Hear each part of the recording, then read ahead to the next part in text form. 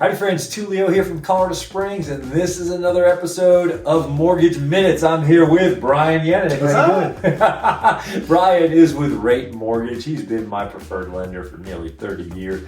I trust him, and I'm gonna pass that trust on to you. And we're gonna take on a subject. Let's talk about max loan amounts. Yeah, okay. Sounds good. So a lot of people think that you can only purchase a VA up to a certain loan amount. So a few years ago, they basically lifted all of those requirements. So now, in theory, you can do an unlimited VA purchase price as long as the investor will cover it. So not that we can afford it, but if you found a house for $5 million in California or somewhere, and you had VA benefits, you could purchase that home at 100% financing. Wow, is that crazy? Yeah. Like mind-blowing. So there's no max loan limit on the VA. What about the other loan types? So, oh yeah, absolutely. So there's conforming loan limits, there's FHA loan limits, and those are all done by count. So the federal government comes in and runs all these statistics across the country, and then every year around November, they issue what the next year is going to be. So I can't remember what our numbers were, but like from like 2007 to like 2016 or 17, it was like $417,000. Like it didn't move like 10 years or something crazy. From 16 or 17, then each year it went up a little tiny bit. I think it was in 2017, the conforming loan limit was $417,000. They just released the 2025 number, $806,500. So it is almost doubled in those 7 or 8 years. Wow. Like that's mind-blowing to me. That for like 8 to 10 years, it was the same. Right. And then all of a sudden, 10 years future, it has literally doubled in price. So it's mind-blowing.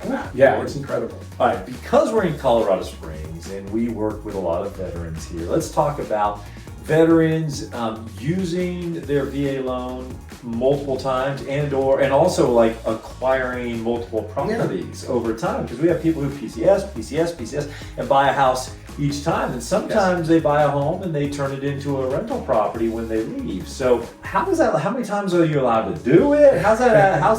Is there a time where you just got to stop? Yeah. Or what? How's that work? There is. Okay. So, and this is one of the biggest things that comes up again, since we've been doing this for 30 years. As you can imagine, we've done loans for people back in the 90s who now have had children, and then those children are having children. So we've had a couple of clients that we've done like 2 generations deep. It's kind of crazy. But the neat thing about VA, and this is probably one of the #1 regrets that we hear all the time. You have someone who gets stationed here in, let's just use 2000, and they bought a super cute house for $135,000. They were stationed here 3 years.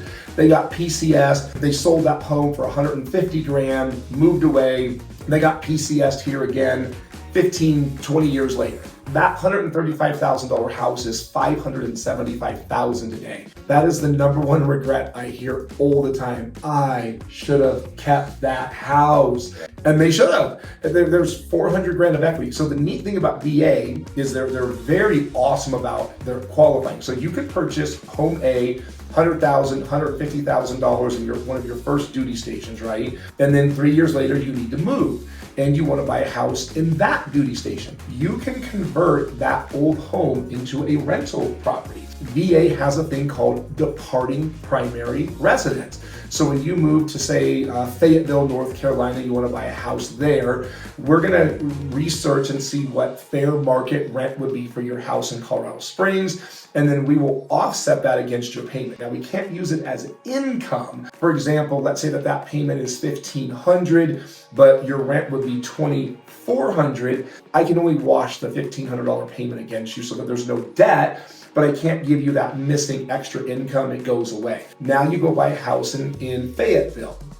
You live there for 3 years. Then they move you to San Antonio. You can use your entitlement again. So right now you can use up your full entitlement up to $806,500 for 2025. So once you've used up the entitlement on multiple VAs, that's when the clock stops. So once you've used up your entitlement and there's no more to use, you cannot use it. If you go over the 806, you have to put down 25% of the difference of the amount over it. But once you've used up all entitlement, you can't put down 25% and buy another house.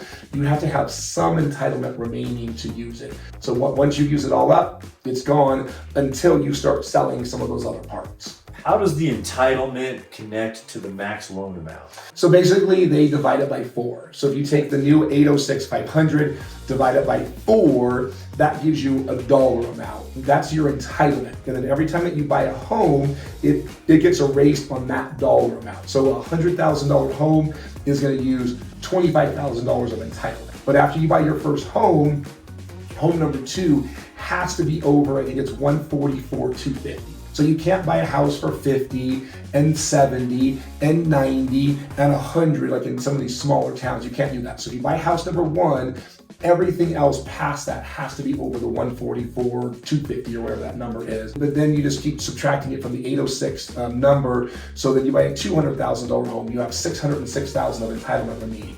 You buy another $200,000 home. Now you have 406. You can just keep doing it until you're down to the 144. Yes, Brian helps make this stuff seem a lot easier. And that's one thing I really like about him is that he's available, he returns phone calls, he's really quick with his text messages. But when you do a loan with Guaranteed Rate and with Brian and his team, he's there to help you out, not just with your loan. I have called Brian before to say, would it make more sense for me to buy a car with a loan, without a loan, lease the car, put this much down? What would make more sense for me to buy this investment versus buying another rental property or vice versa? And he's really good about helping with any type of numbers. Not that he's going to give you stock and mutual fund advice, but really good about just helping you with your numbers across the board. And he's been a fixture here in Colorado Springs for a long time. I would appreciate that. That's been fun, yeah, because I have people that, sometimes they want to put $50,000 down on a purchase of their home. Well, that's only going to change their payment like $300. But they owe on a car payment $50,000. That car payment is $675 a month. I can show you, you know what, let's not put the 50 grand on the house. Let's pay off that nearly $700 car payment.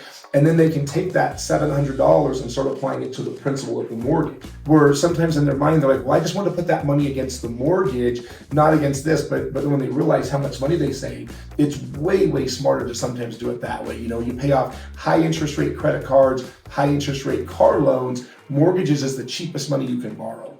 All right, that's another Mortgage Minutes with Brian Yenny. Thank you so much. Guys, if you appreciate this information, make sure to follow, like, or subscribe. And Brian and I will keep bringing you more. We'll see you soon. Thanks, guys.